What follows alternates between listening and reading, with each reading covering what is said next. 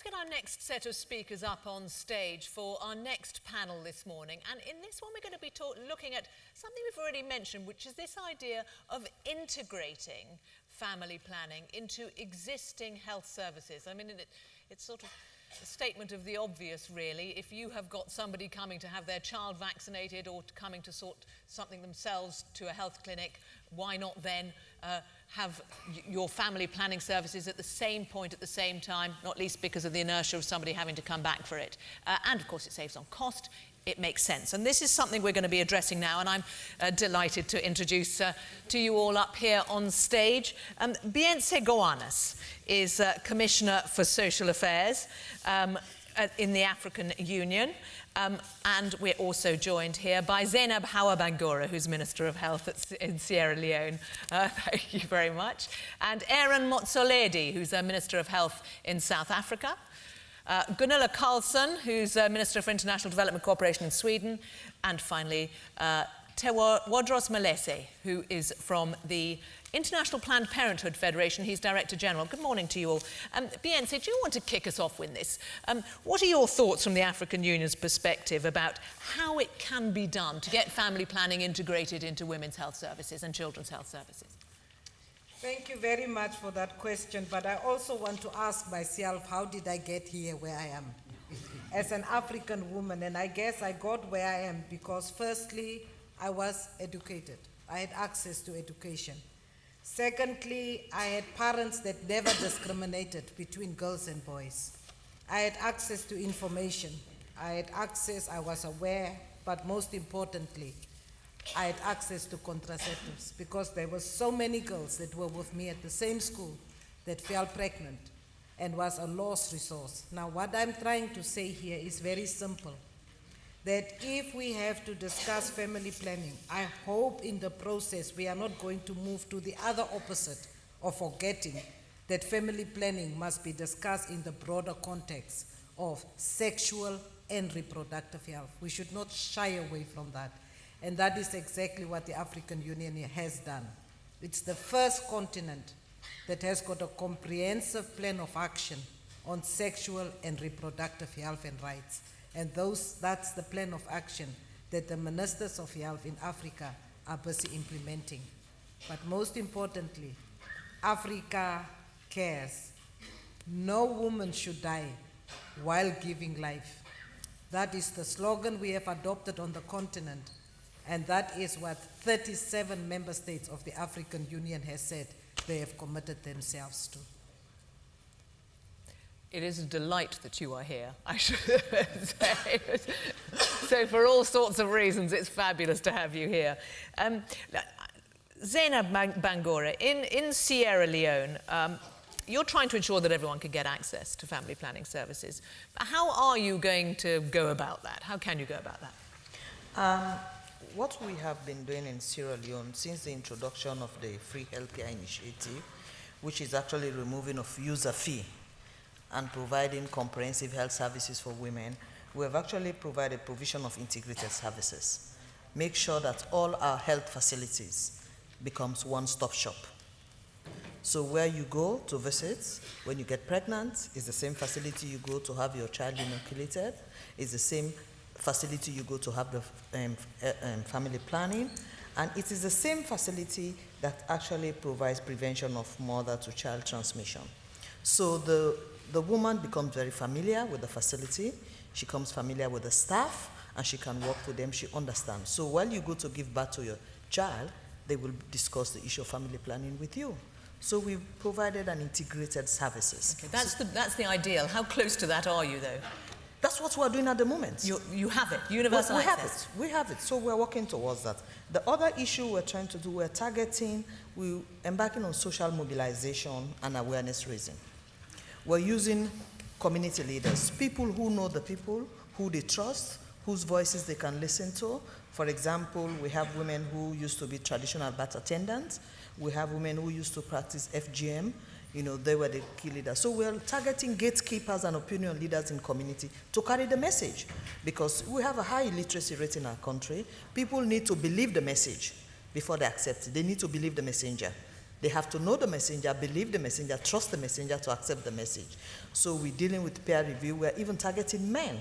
We're targeting religious and community leaders. So they preach it in mosques and in churches, and so people have access to the information. So that's what we're doing. The third issue is that we're making sure we're training our staff.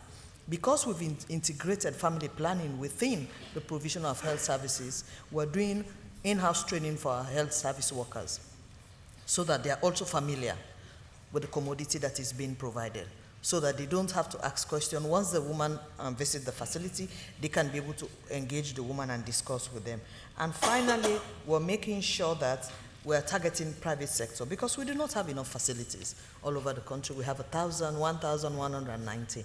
But what we've done, we've entered into an agreement with private sector pharmacy. We provide vouchers. So if you don't have, you are not near a facility, you can actually visit a private pharmacy and a coupon is given to you and your facility will be given to you. So that's what we're doing as a government. Okay.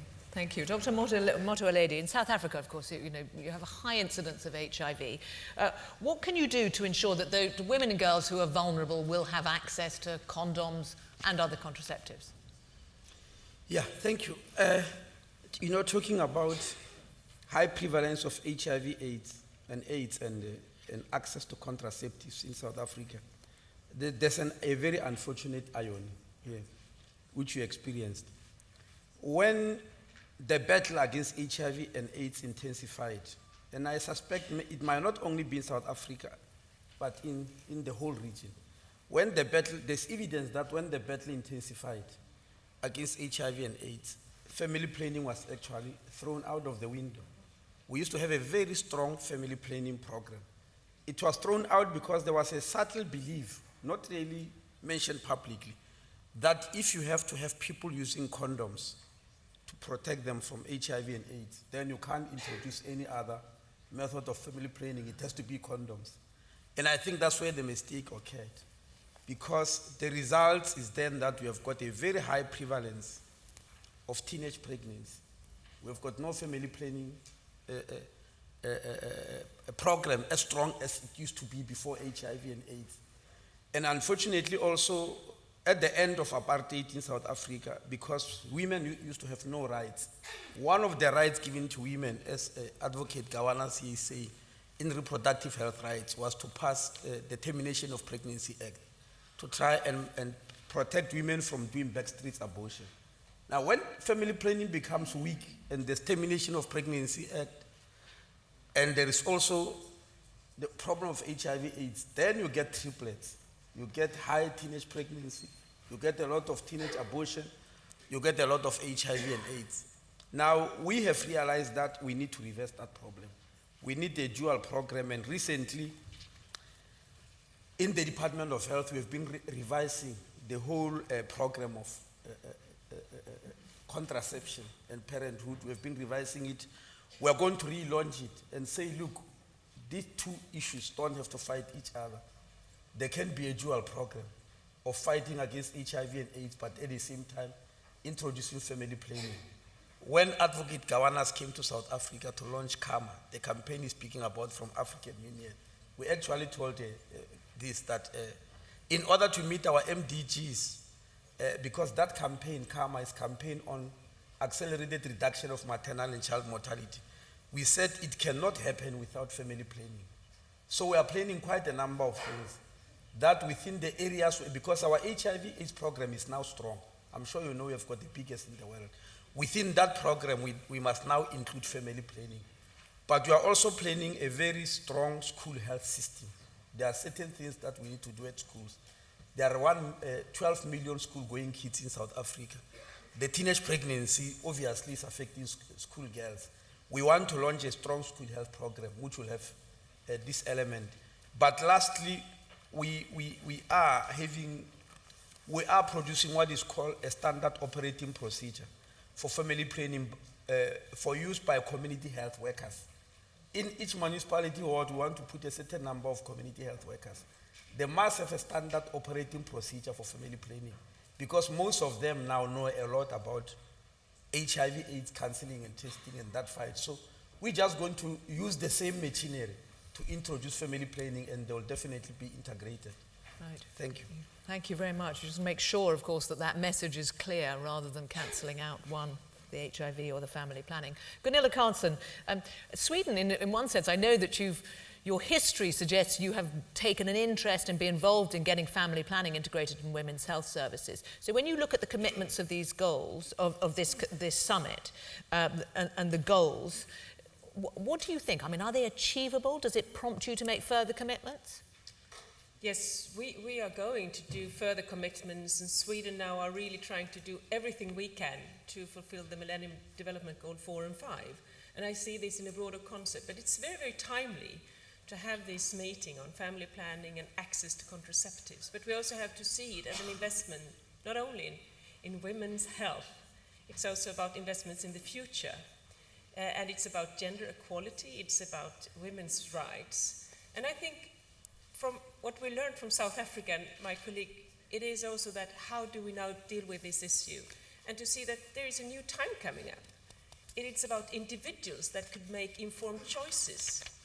And I think here we have a new opportunity. It is a golden opportunity to raise this issue, to have good economic developments, but also to invest in gender equality and to address also males, to see that there is a role for boys and men into this. And I think here we have learned a lot. Sweden is the largest donor to UNFPA. We're very proud of that. And what we have learned also with dealing with access, but also the rights, because I think these goes hand in hand. And that's why I'm really happy for what the Gates Foundation and what the UK government are doing here today. From my point of view, I think it's very important that we see that this is integrated. It's also about the health system as such and education, to empowering the young people to see that they have the knowledge about the technologies, that they are better educated so that they can take individual responsibility, but also claim the access and the rights. And there I think now that this is really to empowering the future generation and putting the women and girls in the forefront. And that's why I think this meeting will be very, very helpful for the overall agenda and the initiative from the Secretary General Ban Ki-moon with every woman, every child. And I'm happy to partner with all of you in this area. Thank you. Okay, thank you very much.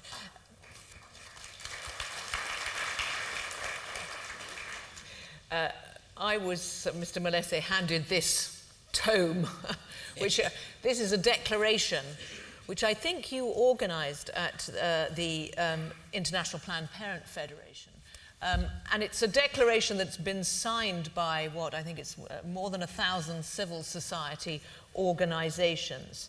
And it's because of the summit today, as I understand it. Can you just give us a little, what was the point of that? Mainly, it is 1,350 organizations from 177 countries who are saying that family planning is important and critical. It has been forgotten for so many years unnecessarily and unfortunately. We are saying to the Gates Foundation and to the British government, thanking them, but also there will still be an unfinished business.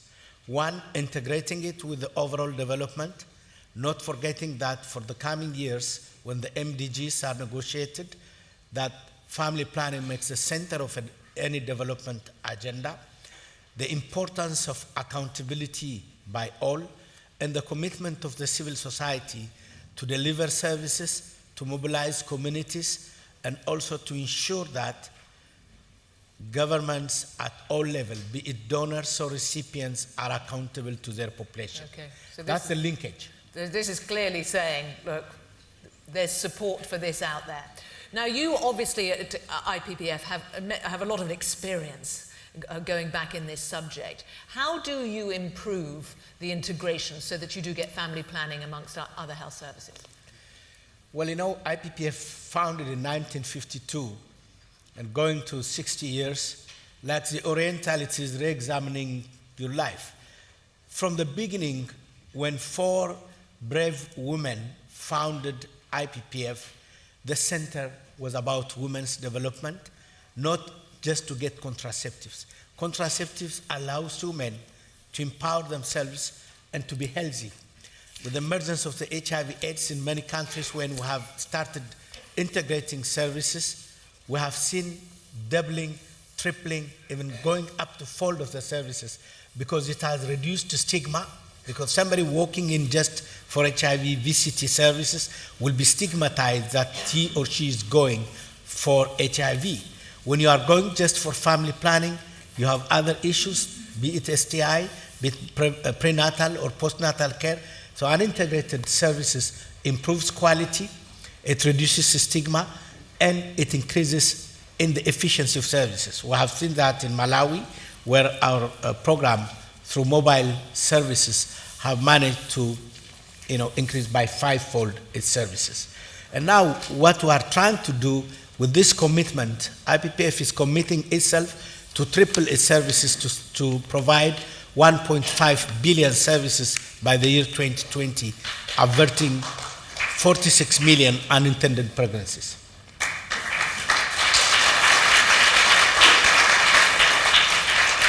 And just to be clear, that's a new commitment. That is new. Yes. Okay. It's a new commitment. We are committed to work to strengthen the network which signed this declaration of the civil society. IPPF will be working to ensure that it is not just an opportunistic alliance, but it is a sustainable alliance of the network across the globe. Okay. Bience, Gawanas, on that question of it being sustainable, I mean, one of the things, of course, is the cost of all this. Is it a question of cost or is it political commitment? I mean, obviously it's both, but to what extent are the costs largely paid? It's both. Political commitment in the sense that we always talk about putting women at the center. And I think it will take us a while, as the Minister was saying, unless we recognize women as equal participants in the development within the countries, then surely we are talking about the lack of political commitment in that sense. But I also feel that when we are discussing family planning, to what extent do the governments have a specific budget line for family planning? In other words, do they make provision specifically for family planning? But here I also want to be very, very careful, because what is happening in many of the countries is that we have very fragmented services. And I think it has happened with HIV, as the Minister pointed out. It was the in thing at the time, budgets went to HIV. I want to avoid a situation where, when we are now discussing family planning, that everything goes to family planning. Yeah. What I'm looking forward to is that there will be an integrated budget process, because linking HIV, family planning, women and child health is going to assure that we use existing resources effectively and efficiently, and whatever else comes in. Dr. Motsoaledi, I've got to say, when you were talking, I was thinking surely there are going to be people who are nervous about the message that you're sending if you're putting money into family planning and you're giving somebody a contraceptive pill and you're still saying you've got to carry on using condoms. I mean, it's a difficult message to get across, isn't it? Yes, it is difficult, but it's not as if we have got any choice. We do not have a choice here, we just have to do it. The results are there. They are showing themselves that if we don't do it, we are in this terrible situation in which we are. And coming to talk about the issue of cost, as far as I'm concerned, these issues we are mentioning, family planning especially, it's like education. You might say education is expensive, but it's more expensive not to have education. In this case, if we say family planning is expensive, I can assure you it's more expensive for the country not to have family planning. So we can't escape it whichever way. We have got to send that message and say there got to be dual protection, family planning and condoms at the same time, because it's HIV, AIDS, and this problem of teenage pregnancy. Is that an obvious one that the statistics show? Does anybody know? I mean, is it obvious that if you increase family planning, you save costs? Gunilla, Carlsson, do you know the situation on this? Yes, and I think also lessons learned from more developed countries, but also developing countries, and we should have access to all the technologies, because it's also about teenage pregnancies, it's about abortions, safe abortions. I think we should not shy away from the whole debate. But I think it's very timely today, and also that there are so much commitments and knowledge and leadership from the developing countries that we have heard. So it's just for donors now to step up and to have a broad agenda. The channels are there and the opportunities, and also that we can see the economic return of this. But it's also finally the time for gender equality in the world that will have this also to be sustainable. Okay. Zainab, Bangura, when you were talking, I was struck by, you sound like it's all in place, and I wondered what resistance you are meeting to this idea of integrating it. And clearly, I mean, you make the point about that you'd want more health clinics ideally, but it sounded like, I was thinking, gosh, here's a country where they've got it sorted. Well, yes, because like I said, we introduced the free health care for pregnant women, lactating mothers, and children under 5 the last 2 years. Accessibility of women to this facility increased almost in some cases about 500%. So it makes sense to use the facility where these women are visiting to be able to provide family health care. And the challenge we have a high, like my colleagues are saying, the problem of teenage pregnancy. 1 out of every 3 girls in Sierra Leone gets pregnant. So it makes sense. 1 out of every 3, in which age range? Below the age of 18. 1 in 3 girls below 18 is pregnant. Because of early marriage, and that has another effect on the issue of maternal death, because 40% of the maternal death is because of teenage pregnancy. So all of these problems, you look at it, it makes more sense for you to provide an integrated services, to know that once a woman knows the facility nearest to her, and she knows where to access the facility, and the accessibility has increased over 200%, so she can go there to get the vaccine for her child, to get the family planning, to get the HIV treatment, and to be able to get all the things, that services she needs. Ladies and gentlemen, can you thank our panelists, please?